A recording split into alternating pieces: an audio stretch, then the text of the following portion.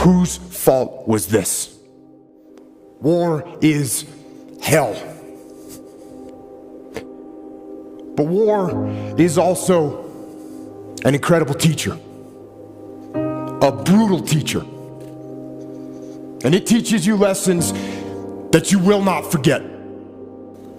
During an operation that I was in charge of,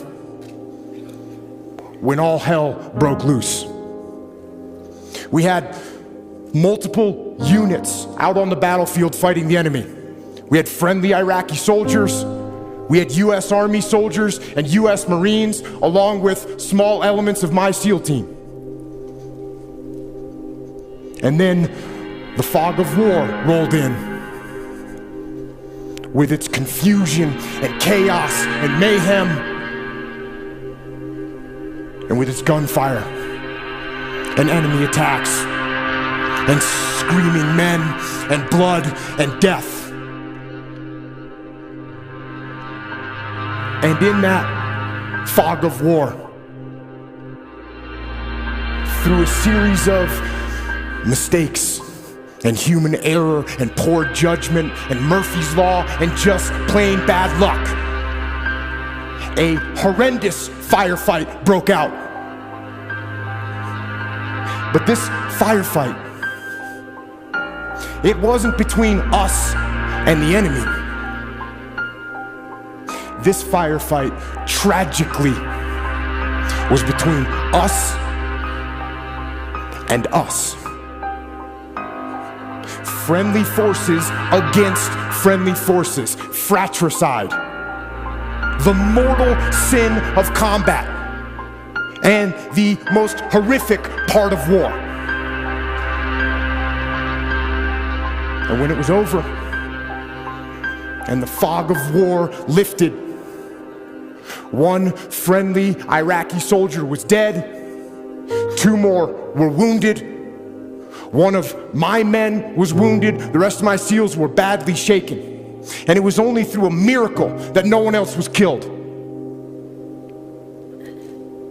And then I told them that there was only one person at fault for what had happened. There was only one person to blame. And that person was me. I am the commander, I am the senior man on the battlefield, and I am responsible for everything that happens. Everything. And then I went on to explain to them some new tactics, techniques, and procedures that we were going to implement to ensure that this kind of travesty never happened again. And I will tell you something, it hurt. It hurt my ego, it hurt my pride to take the blame. But I also knew that to maintain my integrity as a leader and as a man, I had to take responsibility. And in order to do that, I had to control my ego so that my ego did not control me. And when a team takes ownership of its problems, the problems get solved.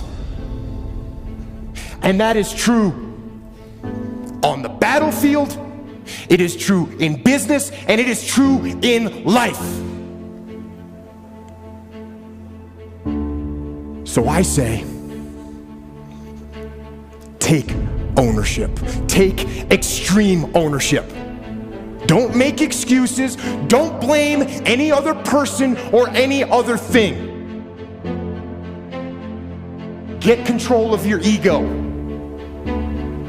Don't hide your delicate pride from the truth. Take ownership of everything in your world, the good and the bad. Take ownership of your mistakes, take ownership of your shortfalls, take ownership of your problems, and then take ownership of the solutions that will get those problems solved. Take ownership of your mission. Take ownership of your job, of your team, of your future, and take ownership of